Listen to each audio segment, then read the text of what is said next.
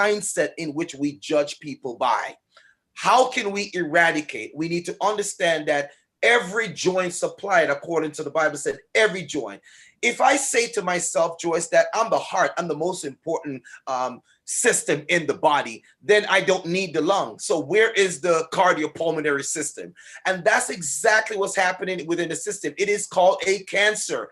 And when we look at the cancer, it's like having a tumor. And how a tumor works, Joyce, is that it robs the other cells, the other tissues, the other body parts who are actually doing the same work, right? To pull all of that nutrients together. And that's why in the end, you have some people will die before the other. All of that to say simply this: the system is designed to reward some and to kill others. We know it from a biblical statement. It said that the enemy comes to kill, to steal, and to destroy. To do what? To kill your joy, to kill your motivation, to kill your inspiration. And you know what? To steal from you your family time. I know clients that I have who are medical doctors, surgeons, lawyers who I speak to on a frequent basis, and they have gone to school for many years. I'm talking about top surgeon here. And they're having stresses on their job. They're having problems with headaches. They're having problem with just feeling disconnected. One or two of them have gone to a divorce. And I'm like, what's happening? But you're a top surgeon. You know, you are what I was striving to become, a medical doctor. And then when I look back and see what's happening within the workplace, the system has got a hold of what you have been working for all of this time. A research by Andrew Neighbor once said that we spend 900,000 hours, working hours of our life. That's 1/3 of our working hour, working not on ourselves, but for someone else.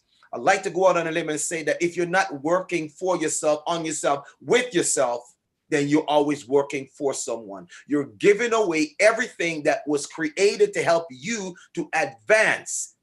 But now you're competing against you, your family, and everything else that actually is supposed to help you to become a full person. This is why I believe that helping people to create their greatest impact, because this is what I believe, it's where you live, where you work, where you play, and where you pray. All of these systems are integrated. And when we put them together, we call this wellness. It's an integrated connection between all of these four compartments. There are others that are there too, but that's my main four focus: where you live, where you work, where you play, and where you pray.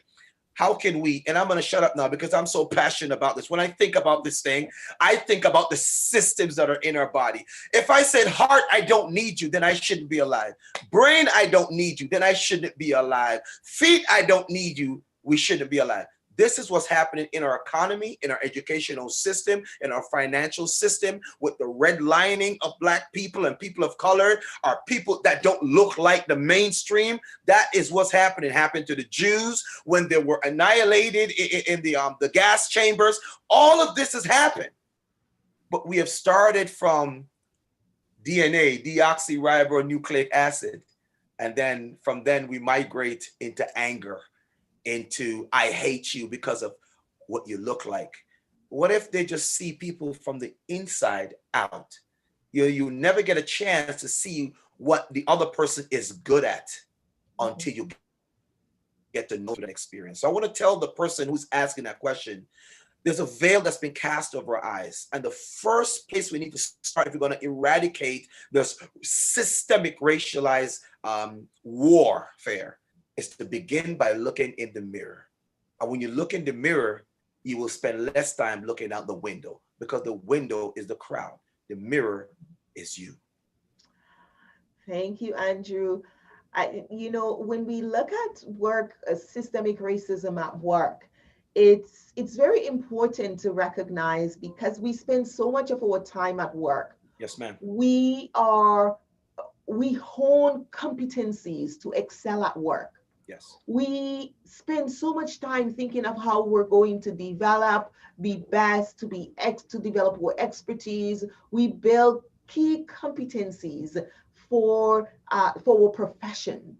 And we bring that into our lives. We bring that into work. I know it must have been over 10 years ago. I remember going to a presentation with my husband. My husband is in the police force, and it was one of his colleagues, a fellow police officer, I think it was from the US, who had written a book about how the police lives are very different. And we know that in very many professions. And sometimes we think that because I'm not a police officer, because I'm not a lawyer or a dentist, it doesn't bother me. It's the same, it's not the same for me.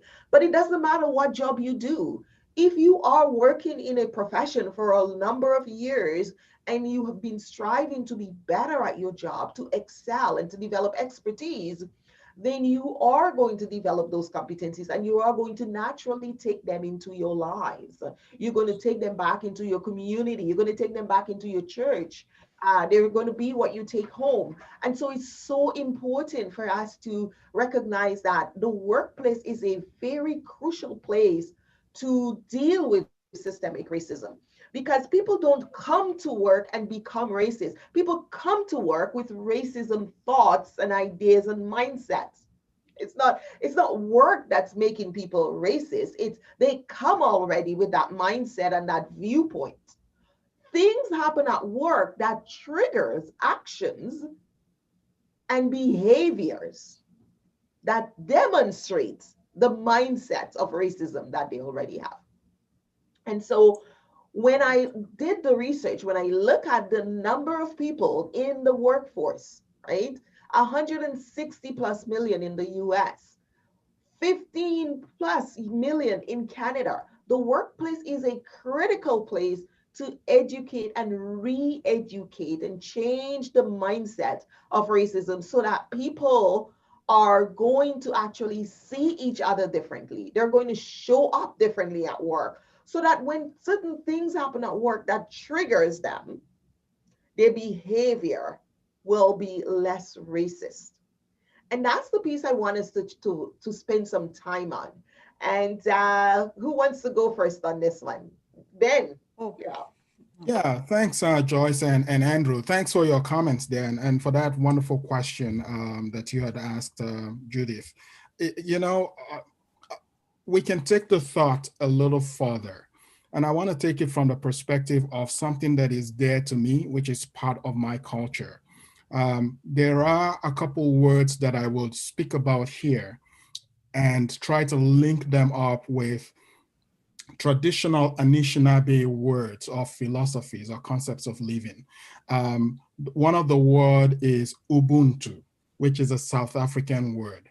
That word is very similar to the 7 sacred teachings of the Anishinaabe, in the sense that the word is enshrined in our notion of being. It is our raison d'etre. If you understand French, that's your reason for your existence. It is the core of your being. English translations of the notion does not actually do justice to that word. It actually, we will skirt around the word by using words like humanity, humaneness, or humanness, or humanness, whatever you want to call it. There's just words that don't quite address the intent of that word. Ubuntu is the multidimensional concept which represents the core of African ontologies, such as respect for human being, for human dignity, and for human life, a collective sharedness, obedience, humility, solidarity, caring, hospitality, interdependence, communalism or communal living. Those words are part of what forms the value system of your typical African being.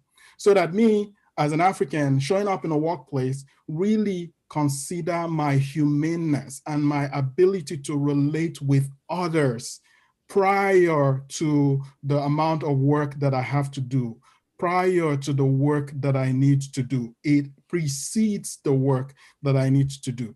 Another word I'm going to share with you is very traditional to me. I'm Nigerian by birth, and there is a word in my local dialect. It's called Inalegu.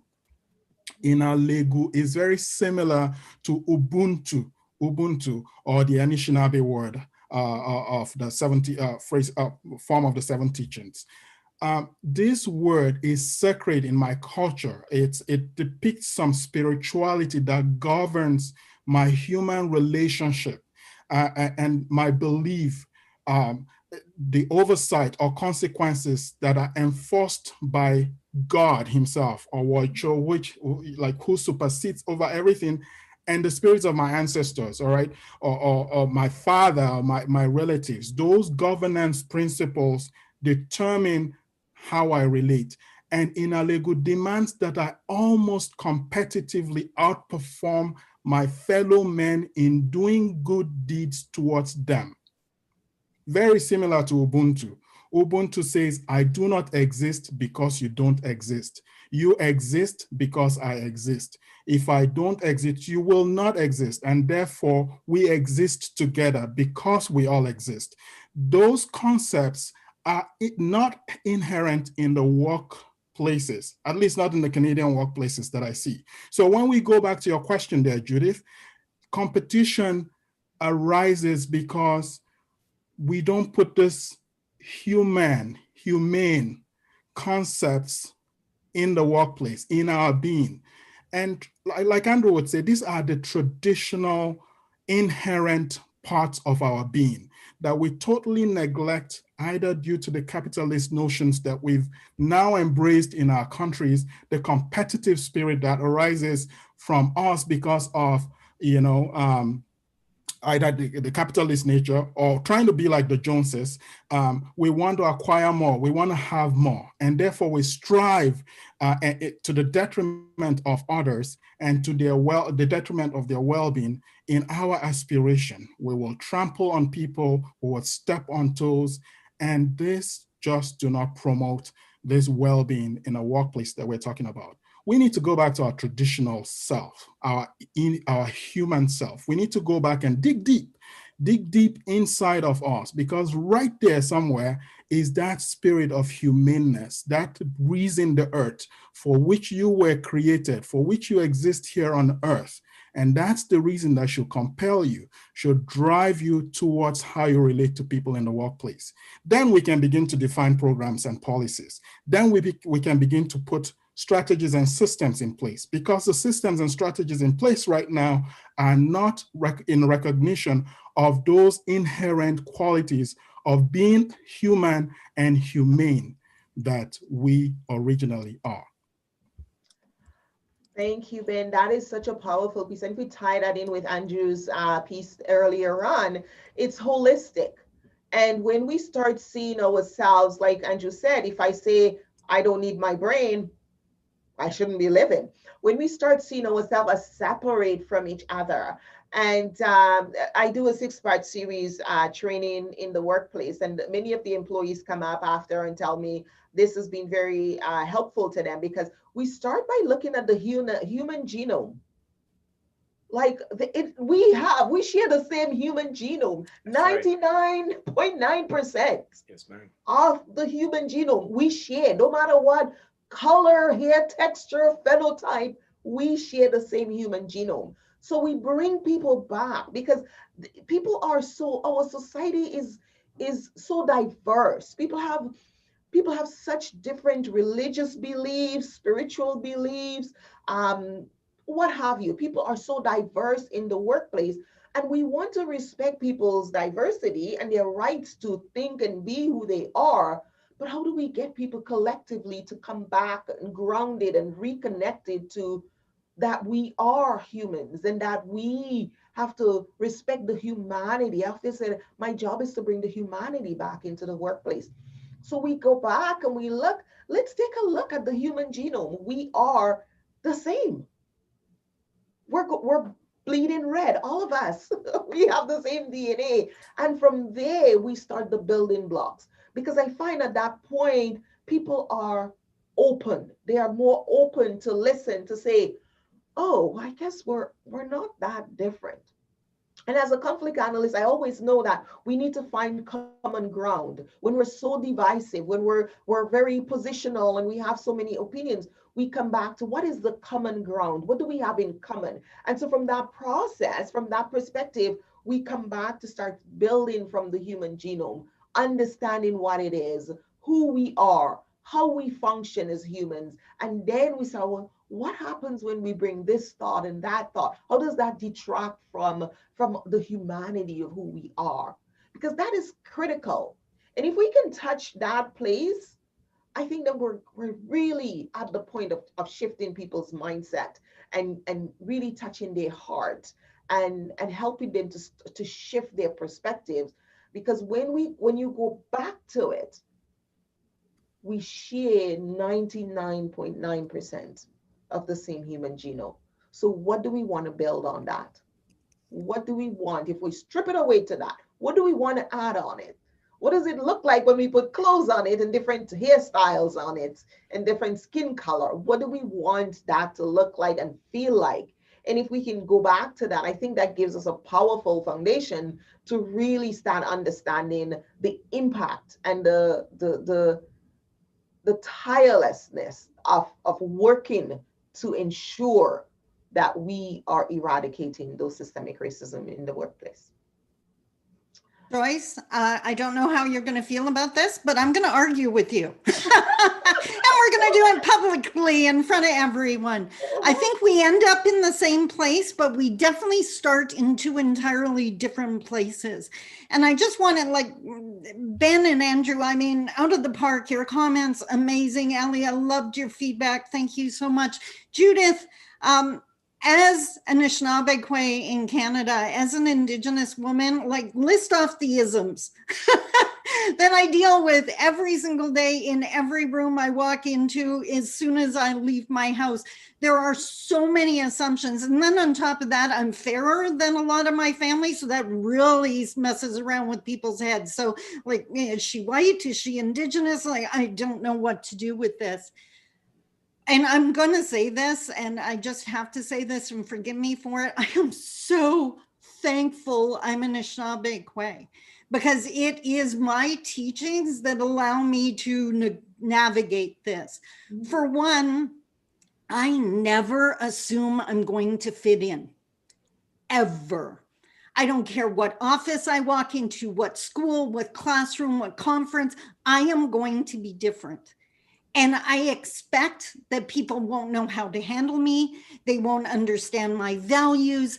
They won't understand how I look at things. And that, to me, is an incredibly safe place to start, because then we can build a relationship and you can get to know me. I think what I have seen, the danger is when people start assuming we're all the same. And that's why I said, Joyce, I'm going to argue with you. Because then they go in there and they put all this pressure on themselves that they're supposed to know what I'm thinking and how I'm going to behave. And they're supposed to know how to make me comfortable. You have no flipping clue because you've never met me. And guess what? You don't have to, because that's my responsibility, not yours. And you were never meant to carry that. It's okay. This is my path. It's up to me to make sure I'm comfy. Because one of the things that I think is essential in the battle against systemic racism, and so few people talk about it, is confidence. And I see that en masse in this group, but that's not normally what we see in an office place. And if you're looking for your value and it's in the hands of someone else, then, excuse the expression, God help you. You need to walk in there knowing your value, knowing your competencies, knowing your core. And if they don't see it, that doesn't diminish your value. I was raised by a beautiful Anishinaabe Kwe that just passed on so many teachings to me. And one of them was, no matter where you stand or who you stand beside, you remember who you are. And that means you live up to who you are. Just because they think you're less than, don't you ever act like you're less than. right? You show them what it is to be a proud Anishinaabe Kwe, no matter what their experience has been to date, because the best part, I love it, when all people have seen up to now is the negative stereotypes of Indigenous people, and then they meet me, outgoing, confident, motivational speaker, own my own business, and they're going, my head just exploded. Boom. Like, I don't know, but I'll go put on my jingle dress and do my traditional ceremonies. And they're like, now I'm really super confused. The other thing Mom used to always say is give people time to get used to you. Do not change, do not conform, do not fit into the box, but accept that they don't know what to do with you right now when they first meet you. I have tattoos that symbolize my spirit name and my teachings and my traditions. And I remember when I first started hanging out with the C-suite, and I would walk in with my, beautiful little black dress on and heels and tattoos, and they went, nice tattoo. I'm not sure what to do with this. Now I love the fact that 10 years later, I can run into those businessmen and they're going, Sandy's here. I gave them time to get used to me. I don't care how negative the game is. We have to get comfy with the fact that we don't have to play, right? When someone says that ignorant thing to me, now that I have the confidence, I can say, excuse me. Okay, up until now, you probably thought that was normal and that was okay, but it's not. And I'm going to explain to you why. I'm not upset, because if there's one thing I had to get really comfy with, because as you can imagine, as an Indigenous woman, and like so many other people in this room, and Patience, what I believe was her name, that her stories just so resonated. We hear horrific things and they're said right to our face. And my blood pressure used to go through the roof, like, whoa, excuse me, did you just say that? Until I got to a place where I realized no matter what you say, you're only repeating what you've been taught. Mm-hmm. I'm not going to get caught up in that good, bad person thing, because that's just too black and white. And we're already saying we're all beautiful colors here. So I'm not going to go there. And I actually got to the point where someone could say something totally horrific to me, and my mind went to, wow, I wish you had never been taught that. Like, I just would picture this person as a young child being exposed to this. And it's like, my heart breaks that you were ever taught that about newcomers or people of color or Indigenous people. And I'm sorry, but let's talk about that. I believe, and I have a lot of faith in business, in that whole capitalism, I want to make money, because I've always said they're going to lead the anti-racism race because all they see is green. So if I have to be nice to purple people to make the green, I'll be nice to purple people, right? Like, so they're more willing to adapt because they want to keep that bottom line in place, whereas other people, they want to stay safe. My mom, and one of the most valued teachings of Anishinaabe people, is the medicine wheel. And if you've never seen it, just picture a circle divided into 4 equal quadrants: black, yellow, red, and white. The important part, they're equal. And our teachings say that the world comes together only when all the colors come together and share their teachings. And again, I'm so thankful to be Anishinaabe, because one of our 7 grandfather teachings that Ben touched on is humility. I will never know what it's like to be white. You guys do some things that confuse the daylights out of me, and I still don't get it. And I've been living in your world my entire 56 years. I still don't get it. And I'm so comfy with that, because I have white friends that will explain it to me. And they're not going to understand being Anishinaabe because they don't have that worldview. I don't care how long they know me, but they respect me enough to say, okay, what's it look like to you? My mom used to get me and my brothers, and she literally would do this. And I think this is what we need to tell the CEOs to get them to understand why this is so important. She would get us to stand back to back. And when I do it before COVID, when I could do live seminars, I would do this with people. I would get them to stand back to back and get them to look around the room. And I would point out to them that you can see so much, you carry so much wisdom and so much passion. But guess what? There's a part of the room that you can't see. But guess what? It's right in front of your partner. And your partner can see so much, but there's a spot they're blind to. And guess what? It's right in front of you. That's why diversity is so important. A board of CEOs that are all white will never understand how to engage the Black population or the Indigenous population or the female population, because that's their blind spot. But if we help them understand by having us in the room, we can go, whoa, that marketing campaign is about to have a problem. And what I need to see just personally, Ben was nice enough to share the land acknowledgement when he first started talking.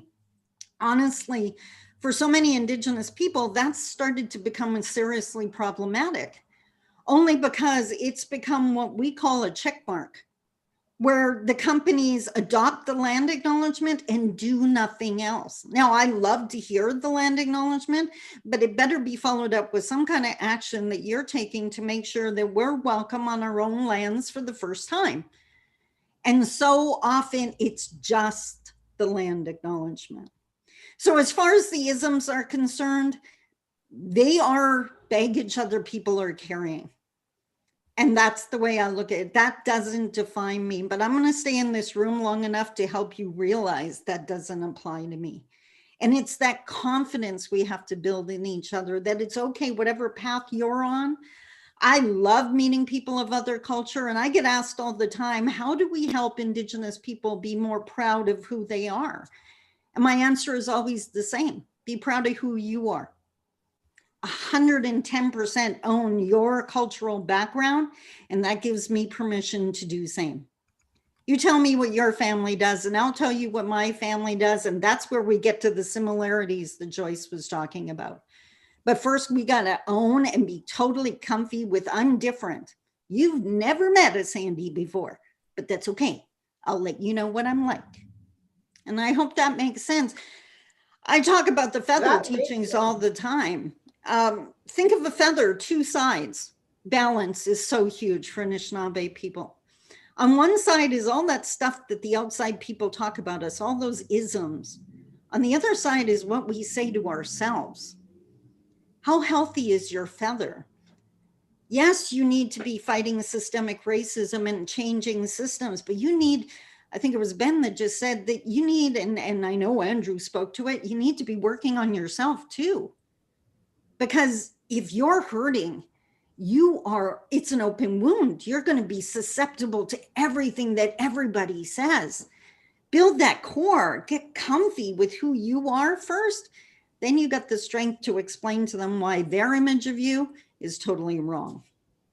And now I'm going to shut up, or I could do an Andrew and just we get passionate and we just keep talking. So thanks, Sandy. I still don't see where we disagree. I think we're all on the same page here. Sometimes that confidence you talk about have been so beaten out of people. They are in my work. I meet people when they are sometimes very damaged, and they have been mistreated at work. They have been they're becoming visible, and we have to go back to, in my role anyway, and I think we're speaking from our various perspectives, I have to go back and help them to recognize their value. And I really start by saying, you're no different from anybody else, because we are all humans and we have belly buttons. We start with the same genome, and then from that we build on. Now you have to decide what you're going to take and what you're going to leave behind. And I think that's a really good reminder. We don't have to take everything that's been given to us. We have to know from ourselves. And I think all of us parents have a responsibility in, and educators in what we do, whether we're working with adults or in the workplace or with little children, our own family. We have to educate that people's self-worth is how they see themselves, and where does that come from? because there are so many messages out there that can confuse people. And I've met a lot of people, and I continue to meet a lot of people and have people on my caseload, and that's what they struggle with. That's what they struggle with. Yeah. When you leave your home and you come to work every day, and your boss makes a comment about your height in the staff meeting, or you don't feel understood because you share a perspective that everyone else has a different perspective, and they're not willing to listen to you. Those are the challenges we face on a daily basis. That's what comes to my plate. That's what I see, and we're working with. And so from those lenses, it's very, very important to remind people that, we all bleed, and people are going to behave based on their experience, what they've learned. I like that piece, that how do we help people to unlearn these negative things that they've been learned? They've been taught, they've learned these horrible things that they're enacting when certain situations happen at work. And that's now the trigger for them to express themselves in such negative and demeaning way towards others. And how do we shift that? It's critical to ensuring that we have peace in the workplace. We have some questions on the board. I just want to let you guys know that we do take a lunch break, and we're back here at 12:45. Your questions are going to remain on here in the chat. So when we come back, we will take up. So Ben, there are some questions for you, but when we come back after our lunch break, we go into a presentation from Alex Ihammer, and then our panel will join, the morning panel and the afternoon panel will all get together, and we'll have even more hearty discussions. So I so look forward to that as we get more, because there is so much that we can touch on in this. It's such a big topic. But before we wrap up our morning session, I'm going to let each of you as panelists this morning, there's one thing you want to share before we take our break and come back. You get to go. Ali, you're first, then Ben, then Andrew, and then we will have Sandy. So just what do you want me to share exactly? I'm sorry, just to be clear. It's just one thing that you would use to summarize our discussion. Sure. So definitely, my perspective is that we're all one. Whatever you see that happens in your environment happens within you as well.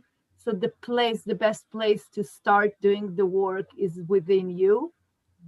And there's no other way around it. I mean, we can add on top of that, but that's where you need to go first. Good. Ben. There's just so much to talk about, but I'm going to precede maybe a possible interjection during the next session by saying that I want to throw a few numbers to you. 22%, and I'm talking Canada right here, 22% of the Canadian population is visible minority, 22%. 17% of Manitoban population, which is the province I live in, is visible minority. 27% of Winnipeg's population, which is a city I live in, is visible minority. 1 out of every 5 person in this province is visible minority. In fact, you could extrapolate 1 out of every 5 Canadian is visible minority. Take that number and apply it to your company's boards and your special teams that you constitute in your workplaces to work on projects, and see whether they line up. If they don't line up in your institution, you are not supporting diversity. Thank you, Ben. We'll delve more into those stats later this afternoon. I'm looking forward to that.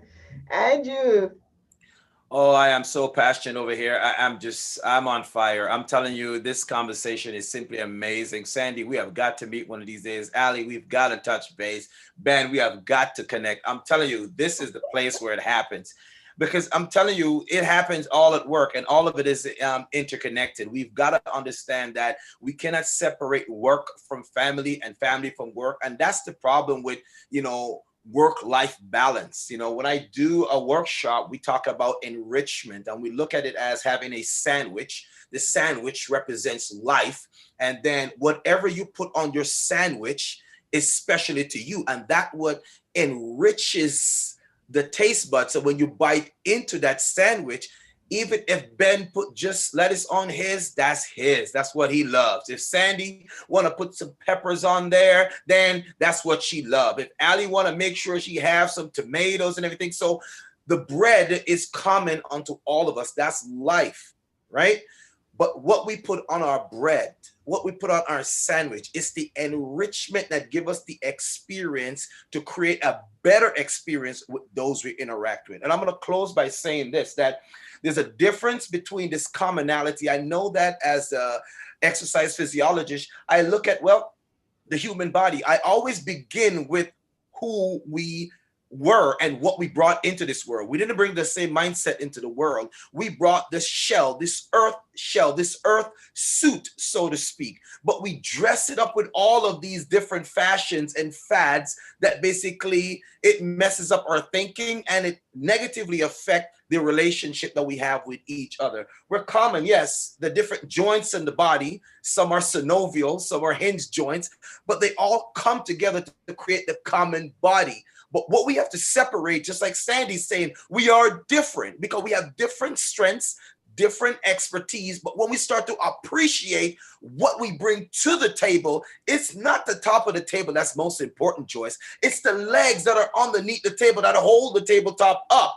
Who are these people that are holding the tabletop up? It's you, it's me. It's not the color of the skin, it's the human that's underneath there. And the more enriched their expertise, the greater the experience they bring to the table, and the more longevity will survive. Because we know what? It's just like an investment, and I'm going to shut it down here. Like an investment, we don't put everything in one basket, Joyce. We diversify our investment. If this is so prevalent in the financial world, why is it not prevalent in the workplace? My board is not just gonna be like the palm of my hand. I'm gonna have some black, I'm gonna have some Sandy, I'm gonna have some Allie, I'm gonna have everything, because it takes every kind of people. Don't get me started, Joyce. Listen, I'm done.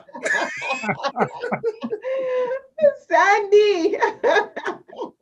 Andrew is such a mellow guy, right? Like just it's hard to understand what he's interested in and where his passions are. But you know what? I'm coming back to my mom again. Yes. You're an essential puzzle piece. Yes. That's it. The corporation is a puzzle made up of unique pieces. If you were exactly like everyone else, guess what? You would get fired, because they already have that. Yes. It is your uniqueness, your skills, your outgoing. And guess what? You're a puzzle.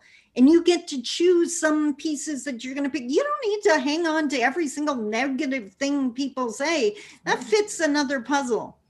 My mom used to say that all you got to do is keep adding puzzle pieces, add to your skills, add to your experience, because one day the picture is going to become clear of why you experienced all these things.